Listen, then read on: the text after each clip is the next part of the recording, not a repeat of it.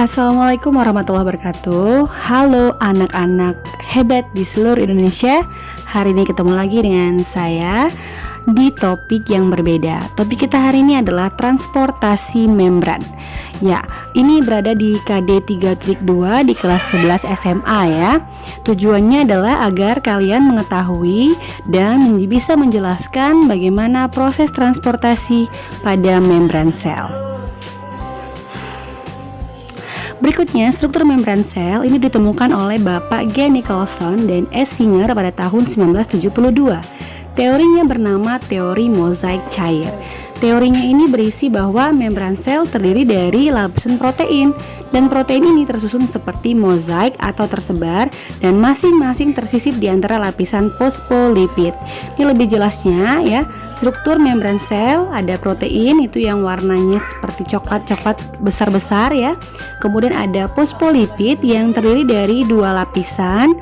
Lapisan pertama dan kedua sama, cuman mereka saling berhadapan ya, kaki dengan kaki, kepala dengan kepala. Oke, nah lebih jelasnya seperti ini.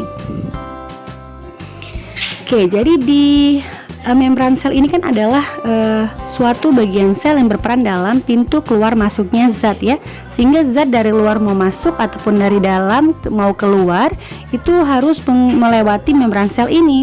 Misalnya ada glukosa mau masuk ya, jadi dia bergabung dengan protein membentuk glikoprotein, ataupun juga glukosa bereaksi ya dengan lipid, maka dia menjadi glikolipid. Ada protein ekstrinsik, ada protein intrinsik ya, ada juga hidrofilik, hidrofobik, itu berhubungan dengan letak dari lipid tersebut. Nah, transportasi membran itu ada dua macam, yaitu transportasi aktif dan transportasi pasif. Mudah sekali membedakannya ya. Kalau dia aktif berarti pengangkutan menggunakan energi ya, tapi kalau dia pasif, perpindahan zat yang tidak memerlukan energi, jadi langsung masuk aja ya. Contohnya ada difusi terbantu dan juga osmosis. Nah, contoh dari transportasi pasif ini bisa kalian lihat ya, saya ambil satu saja, yaitu endositosis. Ada 3 jenis endositosis. Yang pertama adalah fagositosis, itu adalah proses makan ya, gampangnya memasukkan zat ke dalam sel. Kalau pinositosis berarti memasukkan zat berupa cairan, itu pino berarti minum ya. Kalau dia yang ketiga endositosis yang diperantarai reseptor, sehingga dia dibantu reseptor untuk masuk ke dalam sel. Ini adalah transportasi aktif ya. Jadi memasukkan zat-zat ini memerlukan yang namanya ATP, adenosin trifosfat atau energi. Nah, ini difusi, contoh dari transportasi pasif. Gerakan molekul dari daerah konsentrasi tinggi ke konsentrasi rendah. Dan gerakan ini dipengaruhi oleh atau disebabkan oleh energi kinetik ya. Dan hasil akhirnya tercapai tahap keseimbangan. Contoh dari difusi ini banyak ya. Contohnya adalah molekul teh dari kantung teh akan menyebar ke seluruh air dalam gelas, atau kalian buat sirup jeruk sehingga si air gelas itu menjadi warna oranye semuanya. Banyak ya. Ini ada difusi terbantu ya, difusi yang berlangsung dengan bantuan protein pembawa dari konsentrasi tinggi ke konsentrasi rendah ya. Kemudian contohnya apa Kak? Contohnya adalah bakteri Escherichia coli yang diletakkan pada media laktosa. Membran sel bakteri tersebut bersifat impermeable ya, sehingga tidak dapat dilalui oleh laktosa. Setelah beberapa menit kemudian, bakteri akan membentuk enzim dari dalam sel yang disebut permease, yang merupakan suatu protein sel. Nah, enzim inilah yang akan membuat jalan ya bagi laktosa, sehingga laktosa bisa masuk ke dalam bakteri. Nah, ini adalah osmosis ya, perpindahan molekul dari larutan konsentrasi rendah ke konsentrasi tinggi. Kemudian contoh osmosisnya apa? Contohnya banyak.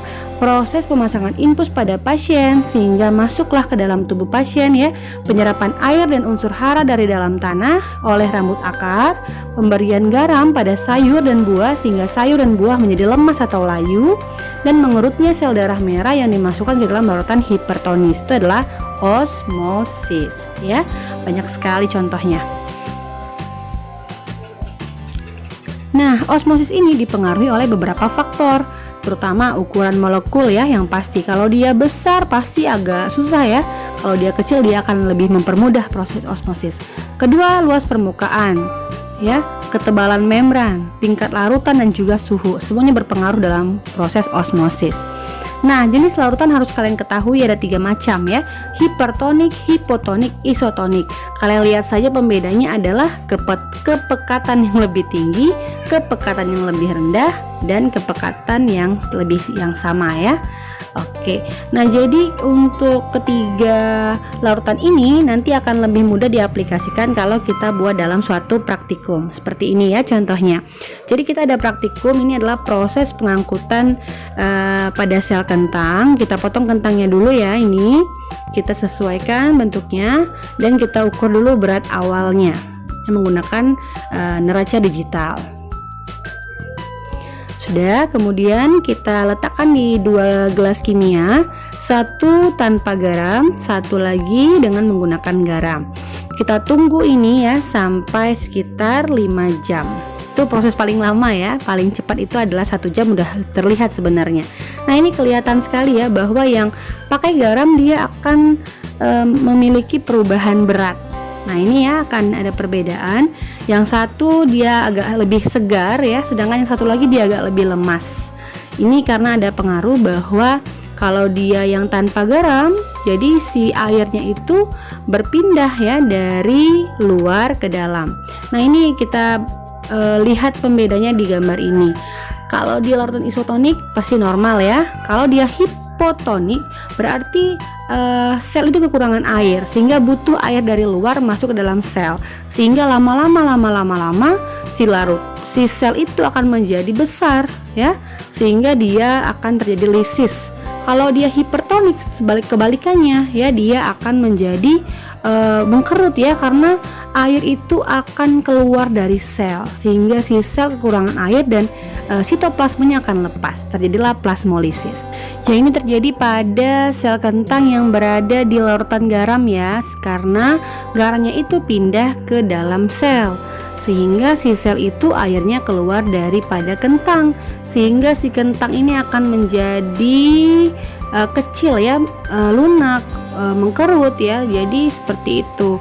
Jadi inilah proses transportasi yang terjadi pada sel dipengaruhi oleh konsentrasi zat terlarutnya. Demikian ya hari ini, terima kasih. Jangan lupa like, komen, dan subscribe-nya. Wassalamualaikum warahmatullahi wabarakatuh.